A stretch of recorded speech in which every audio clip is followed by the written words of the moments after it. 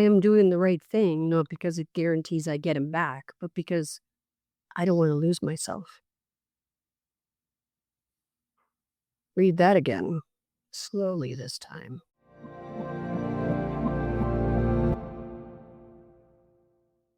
Welcome back to Nicole's Notes. I'm Nicole Zeller.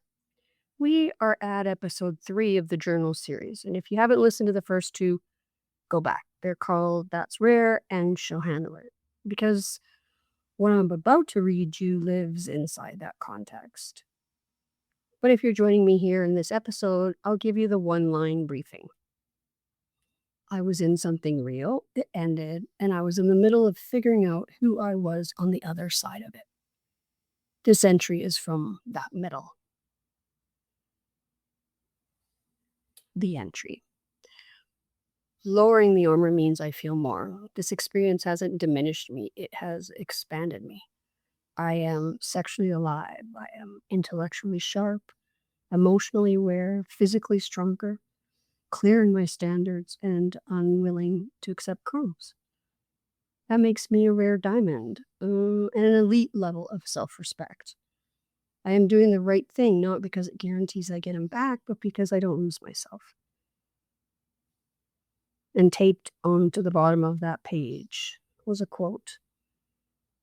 Love is not a victory march, it's a cold, and it's a broken hallelujah. Okay, I want to start at the top, because the first line is doing something deceptively simple. Lowering the armor means I feel more. Not lowering the armor means I feel better, not safer, not healed, just more. The full spectrum. The heartbreak and the desire and the grief and the aliveness all arriving at the same time without a filter between them and you.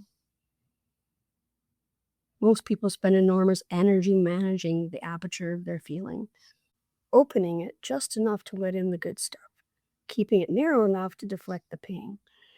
It's a completely understandable strategy, one I've used in the past. And the problem is you can't actually do it selectively. When you armor against pain, you armor against everything else. The same wall that keeps the grief out keeps the joy shallow, and the desire muted, and the connection at an arm's length. I had spent a long time armored, a very long time.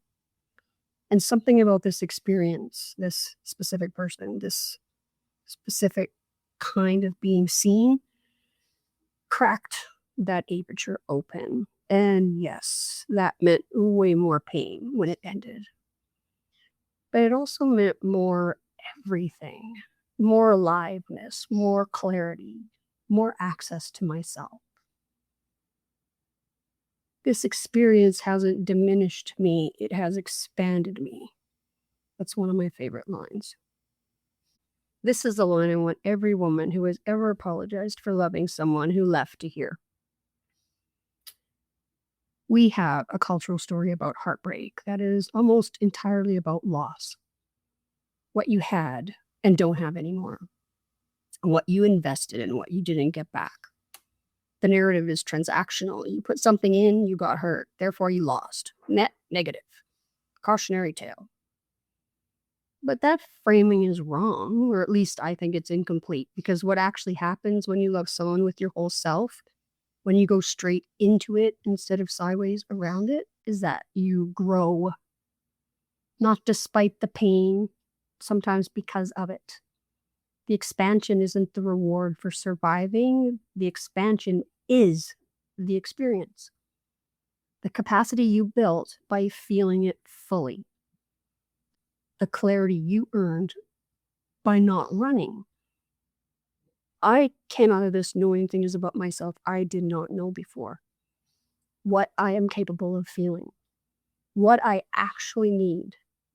What I will and will not accept. And what it feels like to be fully present in my own life. That's not nothing. That's not third place. That's the whole point. Now, the list. Sexually alive, intellectually sharp, emotionally aware, physically stronger, clear in my standards, and unwilling to accept crumbs. I want you to notice that this list isn't about him. It's not about the relationship or what it gave me or what I miss. Every single item on this list is about me, who she is right now in the middle of the pain. It's a self-inventory taken under pressure, and every line passes. That's what rare diamond means. Not precious in a delicate way. Rare in the sense of forged under extreme pressure into something that cannot be broken by ordinary force. The hardest natural substance on Earth, formed by heat and compression over time. You don't get that without the pressure. And then the line I highlighted, the one I wrote in yellow because I needed to be able to find it again. I am doing the right thing, not because it guarantees I get him back, but because I don't want to lose myself. This is mature love, not romantic love in the Hollywood sense, not the love that burns everything down and calls it passion.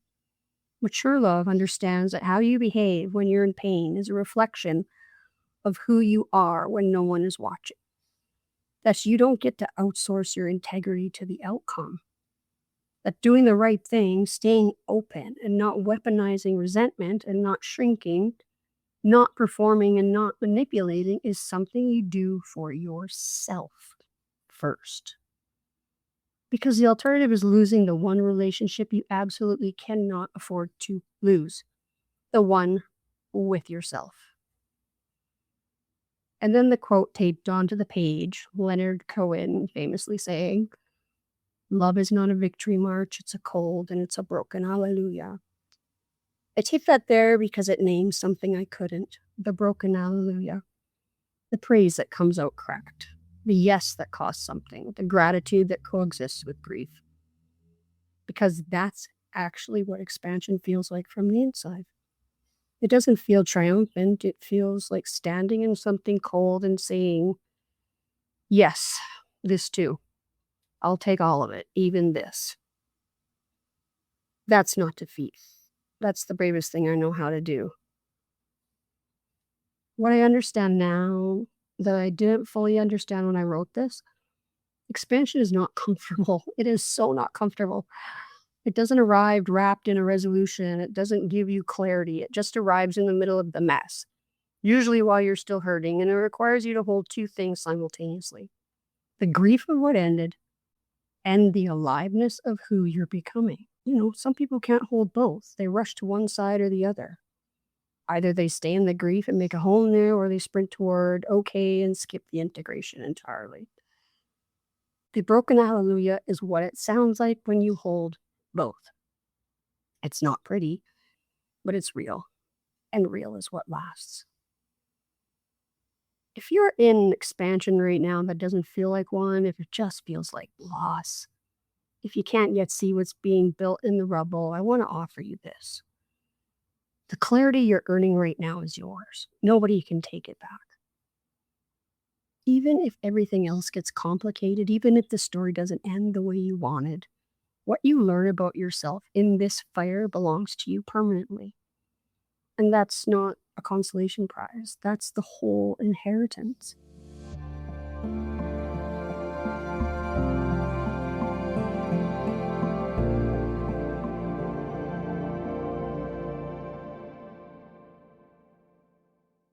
I'm Nicole Zeller.